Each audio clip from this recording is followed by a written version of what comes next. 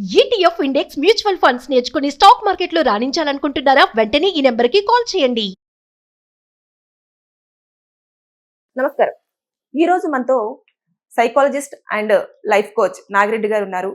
ఈ నవే డేస్ లో ఎక్కువగా ఎమోషన్స్ అనేవి మారుతూ వస్తూ ఉన్నాయి. అసలు ఎమోషన్స్ ఎన్ని టైప్స్ ఉంటాయి, ఎమోషన్స్ వల్ల మనము ఎలాంటి ఇబ్బందులను కూడా ఎదుర్కొనే అవకాశాలు ఉంటాయి అనే దానిపైన మనం ఒక్కసారి ఆయన అడిగి తెలుసుకునే ప్రయత్నం చేద్దాం. నమస్కారం సార్. సార్, ఈ మధ్య కాలంలో మనుషులను చూస్తుంటే భయం వేస్తుంది. అంటే వారికి ఎప్పుడు కోపం వస్తుందో తెలియట్లేదు. కోపం వస్తే వారు ఏం చేస్తారా అని చెప్పేసి కూడా ఎదుటి వాళ్ళు భయపడే సిచ్యువేషన్ లోనే ఈ మధ్య కాలంలో మనం చూస్తూ ఉన్నాం. ఎందుకని మనుషులకు ఇంత కోపం అనేది వస్తుందంటారు? దేనికోసం రీజన్స్ ప్రత్యేకంగా ఏమై ఉంటాయి? కోపం మనిషికి మంచిదా చెడ్డదా? కోపం రావచ్చా రాకూడదంటే మన హ్యూమన్ బీయింగ్స్ కదా, మనుషులం గనక తప్పనిసరిగా కోపము తాపము లాంటివి వస్తుంటాయి. తప్పైతే కాదు. కాకపోతే ఏ సందర్భంలో కోప్పడాలి, ఎలా కోప్పడాలని తెలియట్లా. దానికే తన కోపమే తన శత్రువు అంటారు. ఇది మన చిన్నప్పుడు తెలిసిన మాట. అదందరూ కూడా అండర్లైన్ చేసుకోవాలి. తన కోపమే తన శత్రువు. కోపం ఏదైనప్పటికీ అది తప్పనిసరిగా నీకు శత్రువులాగే ఉంటుంది. ఎందుకంటే దానివల్ల అనేక రకమైనటువంటి రిలేషన్స్ని మనం వదులుకోవాల్సి వస్తుంది. ఎందుకు మనిషి కోపడతాడంటే తనకు నచ్చని పని ఎదుటివాడు చేస్తే కోపం వస్తుంది. ఇది కామన్గా అందరికీ తెలిసిన పాయింట్. కోపం వస్తే చంపుకునేదాకా పోతున్నారు కదా సార్. ఎస్, అంటే మనం అది ఎక్స్ట్రీమ్ లెవెల్ అంటాం కదా, మనం లెవెల్ 1, లెవెల్ 2, లెవెల్ 3 అలా వెళదాం. ముందుగా కోపం అనేది ఏమవుతుందంటే రిలేషన్షిప్ పాడవుతుందన్న సంగతి తెలుసు. మన కోపం వల్ల వచ్చి జరిగేది ఏంటి, శారీరకంగా జరుగుతున్న మార్పు ఏంటంటే దాని మీద ఒక టెస్ట్ చేయడం జరిగింది. నేను కోపడుతున్నాను, గట్టి గట్టిగా అరుస్తున్నాను, ఏంటి మీరు నా మాట వినదా, మీ ఇష్టం వచ్చినట్టు ప్రవర్తిస్తారా, నాకు వాల్యూ లేదా, నేను ఎవరు అనుకుంటున్నారు, నా బ్యాక్గ్రౌండ్ మీకు తెలుసా? ఇవి ఒక సినిమాలు సీరియల్స్ వరకు అయితే బాగానే ఉంటుంది. సమస్య ఏంటంటే ఇది నిత్య జీవితంలో కూడా ప్రతి చోట చూస్తున్నాం మనం. ప్రతి చోట జరుగుతుంది. బ్యాంకులో కొద్దిగా లేట్ అయితే అక్కడ కస్టమర్ ఇమీడియట్గా వాళ్ళతో గొడవ పడతాడు. వెయిటర్తో ఐటమ్ సరిగా రాకపోతే ఇబ్బంది కోపడుతున్నాడు. ఐటమ్ టేస్టీగా లేకపోతే పిలువాడు, వానర్ పిలువ, ఏం మాట్లాడుతున్నారు, ఏం జరుగుతుంది అని మాట్లాడుతున్నాడు. ఇక ట్రాఫిక్ గురించి మనం కొత్తగా చెప్పక్కర్లా. అసలు మనకు ఉదయం లేచి రాత్రి పడుకుని మనం కెమెరాలు పెడితే మన జీవితం సరిపోదు. ఎన్ని రకాల ఎమోషన్స్, ఎంతమంది కోపడుతున్నారు, ఎంతమంది ఆవేశపడుతున్నారు. ఇదే నా భారతదేశంలో ఉన్నటువంటి జనాభా. ఒకప్పుడు ఎంత క్షమాగుణం ఉండేది, క్షమించే తత్వం ఉండేది కదా. ఇప్పుడు ఎక్కడ సార్ అసలు కొట్టడమే, లేదంటే కొట్టడం, తిట్టడం, కొట్టడం, చంపడం అంటే ఎక్స్ట్రీమ్ గెలిపారు. అంటే వీళ్ళు మనుషుల మృగాల అంటే మానవ రూపంలో ఉన్నటువంటి మృగాల కింద లెక్క. ఇంకా చెప్పాలంటే జంతువులకు కూడా ఎమోషన్స్ ఉంటాయండి. మనం ఈ మధ్యకాలంలో మీరు సోషల్ మీడియాలో చూస్తుంటే యజమాని గురించి అంటే ఎక్కువ మన కుక్కలు కనిపిస్తుంటాయి కదండి, డాగ్స్. క్రూర జంతువులకు కూడా ఎమోషన్స్ ఉంటాయండి. కానీ మనిషి ఇంత తెలివైనవాడు కదా, ఇంత పద్ధతైన వాడు కదా, ఇన్ని సాధించేశాడు కదా, సృష్టికి ప్రతి సృష్టి కూడా చేసేస్తున్నాడే, వీడు ఎందుకు ఇట్లా తయారవుతున్నాడంటే సరైనటువంటి గైడెన్స్ లేకపోవడం అండి. దీనికి అనేక రకాల కారణాలు ఉన్నాయి. అంటే ఒకటి మన లైఫ్ స్టైల్ అండి. మనం తీసుకునే ఫుడ్ ఉంది చూసారా, ఫుడ్ కూడా ఎమోషన్తో ముడిపడి ఉంటుందండి. ఎస్, ఫుడ్ కూడా మనలో తెలియకుండా భావోద్వేగాలను చేస్తుందండి. మీరు స్వీట్ తిన్నారు, హాట్ తిన్నారు, మీరు ఎప్పుడైనా ఒకసారి మీరు మిర్రర్ చూసుకోండి. స్వీట్ తిన్నారు, కూల్గా ఉన్న తిన్నారు, మీ ఫేస్ ఎంత బాగుంటుంది. హాట్ తిన్నప్పుడు ఎలా ఉంటుంది చూడండి, అలాగే పులుపు తిన్నప్పుడు చూడండి. అంటే రకరకాల రుచులకి రకరకాల ఫీలింగ్స్ వస్తాయి కదా, ఫీలింగ్స్ వస్తాయి కదా. ఇవి ఫుడ్ వల్ల వచ్చే ఫీలింగ్. అలా కాకుండా మనకి ఏదైనా ఒక వ్యతిరేక భావన, నా మాట వినడం లేదు, నా మాట వినడం లేదు, ఒక పాయింట్. 2, నన్ను లెక్క చేయట్లేదు, నన్ను గుర్తించట్లేదు, నన్ను కన్సిడర్ చేయట్లా, వీళ్ళు నన్ను కరివేపాకులా తీసేస్తున్నప్పుడు, గొడవలు జరుగుతున్నప్పుడు కూడా ఈ మాట అంటుంటారు. ఏంట్రా నన్ను కూరలో కరివేపాకులా తీస్తావు నువ్వు అంటుంటారు. అంటే ఏంటి, వారికి గుర్తింపు కావాలి.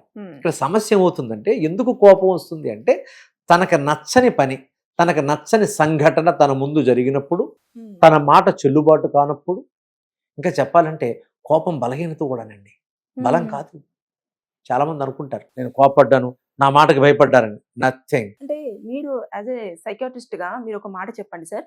ఇప్పుడు కోపంలో మనుషులను మన మధ్య లేకుండా కూడా చిన్న పిల్లలను చూడట్లేదు, పెద్దవారని చూడట్లేదు, చంపేస్తున్నారు. దాని తర్వాత మళ్ళీ వాళ్ళకు రియలైజేషన్ అనేది ఉంటుందంటారా? ఇక్కడ అదే నాకు కూడా అర్థం కాని అంశం ఏంటంటే, చాలా బాధాకరమైన అంశం ఏంటంటే, మమ్మల్ని సైకాలజిస్టులు అంటారు అంటే మనోవిజ్ఞాన శాస్త్రానికి సంబంధించిన అంశాలు మాట్లాడుతుంటాం. అంటే ఒక మనిషికి ఎందుకు ప్రేమ కలుగుతుంది, ఎందుకు కోపం కలుగుతుంది, ఎందుకు ఆవేశం కలుగుతుంది అంటే వాళ్ళు అక్కడ పరిస్థితులు అనే పదం వాడుతున్నాం మనం. ఈ పాజిటివ్ ఎమోషన్స్ పక్కన పెట్టేస్తే నెగిటివ్ ఎమోషన్స్లో ఎక్స్పెషల్లీ కోపం ఉంది చూశారు. ఈ కోపం చాలా భయంకరమైందండి.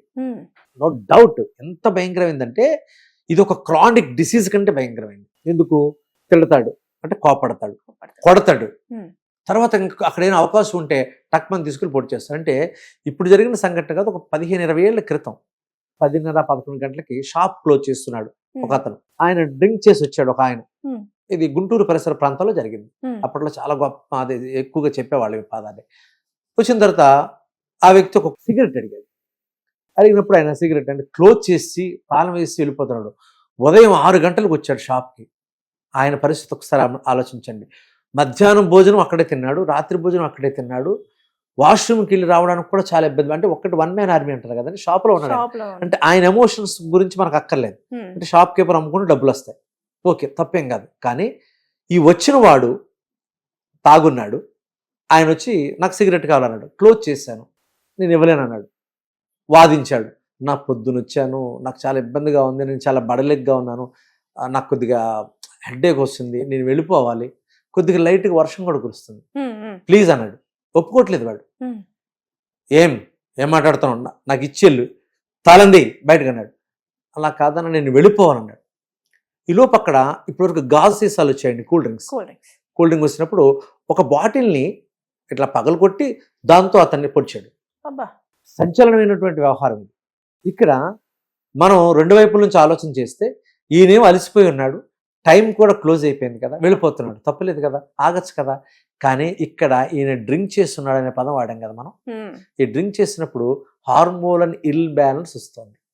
శరీరంలో what to do, what not to do, what to say, what not to say అనే విజ్ఞతను కోల్పోతాడు, అంటే విచక్షణ కోల్పోతాడు. అందుకే త్రాగుడు, డ్రగ్స్ గురించి మాట్లాడుతున్నప్పుడు లోతైన విషయాలు చెప్తుంటారు, కానీ చిన్న సింపుల్ థింగ్ ఏంటంటే వాడు తన స్థితిని మర్చిపోతాడు, వాడు మైండ్ కంట్రోల్ తప్పుతుంది. బ్రేకు లేనప్పుడు కంట్రోల్ తప్పితే యాక్సిడెంట్ అవుద్ది కదండి. చాలా సింపుల్ లాజిక్ కదా. నువ్వు కంట్రోల్ లేకుండా నీ ఎమోషన్ కంట్రోల్ చేసుకోకుండా ఇమీడియట్గా దాన్ని రిలీజ్ చేస్తే ఏం జరుగుతుంది అక్కడ అంటే ఆ తాగిన మత్తులో మైకంలో తను ఏం చేస్తున్నది అంటే ఒక నెగిటివ్ ఎమోషన్, కోపము, నా మాటే నెగ్గ, నా మాట ఎందుకండి వీడు, నేను ఎప్పటి నుంచో కస్టమర్ కదా అని ఇటువైపు నుంచి ఆలోచించాడు ఆయన. ఆయనకు అది రైట్. అని మేము సైకాలజిస్టులం కనుక తప్పు ఒప్పులు, వాడు తప్పు చేశాడు వీడు రైట్ అనడానికి లేదు, ఎమోషన్ గురించే మాట్లాడతాను. ఇద్దరిని బ్యాలెన్స్ చేస్తూ చేయాలి. ఎందుకంటే మరి వాడికి అది కావాలి, నీడ్. ఇంతమందిని చూశాడు కదా పాపం. ఈయన ఎప్పటి నుంచో కొన్ని సంవత్సరాల నుంచి వ్యాపారం చేస్తున్నాడు. ఇలాంటి కస్టమర్స్ గతంలో కూడా వచ్చున్నారు, వస్తారు. ఫోన్లే కాస్త ఒక 5 నిమిషాలు అనుకుని తీసి ఇచ్చేస్తుంటే గొడవ వదిలిపోను. కానీ ఈయన బలహీనంగా ఉన్నాడు, ఇబ్బంది పడుతున్నాడు. అంటే మనం పాజిటివ్ సైడ్ ఆలోచిస్తే వెళ్ళిపోవాలనుకుంటున్నాడు. అప్పటికి వర్షం పడుతుంది, అక్కడ నుంచి ఆయన ఇంకో గంట ప్రయాణం చేయాలి. ఇది ఆయన వైపు ఉంది, ఆయన కరెక్ట్, వీడు కరెక్ట్. ఇక్కడ జరిగింది ఏంట్రా అంటే ఆ ఎమోషన్ కంట్రోల్ చేసుకోవడం వల్ల ఆ వ్యక్తిని అంటే లక్కీగా అతను చనిపోలేదు, హాస్పిటల్ తీసుకెళ్ళారు, ఆయన బతికాడు, ఎవ్రీథింగ్ ఈజ్ గుడ్. కానీ దీని ద్వారా మనకు వచ్చిన మెసేజ్ ఏంటంటే నువ్వు ఏదైనా కోడ్ అనేది కానిది నీ శరీరంలోకి పంపిస్తే అది డెఫినెట్లీ నీకు ఎఫెక్ట్ ఇస్తుంది.